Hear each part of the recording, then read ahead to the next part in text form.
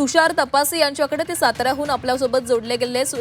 तुषार, साताऱ्यामध्ये 2017चा आकडेवारी जर पाहिली तर राष्ट्रवादीची सत्ता आलेली होती, मात्र यंदाच्या निवडणुकीमध्ये भाजप बाजी मारू शकते अशी शक्यता वर्तवली जाते, अंदाज वर्तवले जातात। काय वाटतंय?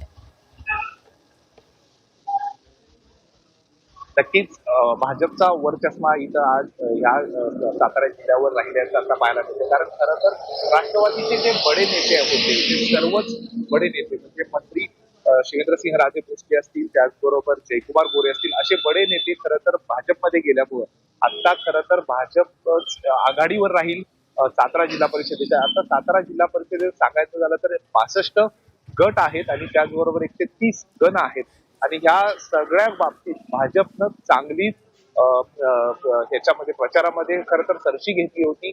एकूणच पाहायला गेलं तर मंत्री शंभूराज देसाई यांनी देखील पाटण जो मतदारसंघ आहे त्यांचा त्या ठिकाणी ताकद लावलेली होती, पण त्या ठिकाणी देखील भाजपनं त्यांच्या विरोधात अनेक उमेदवार त्या ठिकाणी दिलेले होते। खरं तर महायुतीमध्येच या ठिकाणी एकमेकांच्या विरोधात महायुतीमधले इथले सर्व नेते एकमेकांच्या विरोधात होते।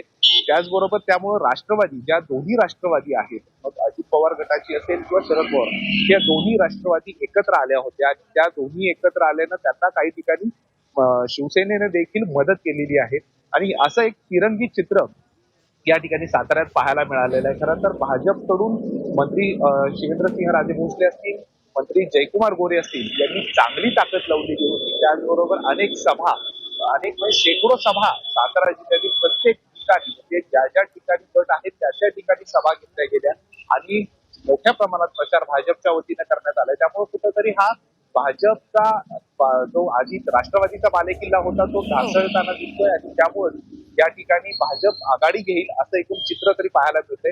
त्यामुळे निकाल खरं तर 10 वाजता मतमोजणीला सुरुवात होईल आणि त्यानंतर निकाल स्पष्ट व्हायला हळूहळू सुरुवात होऊ शकते।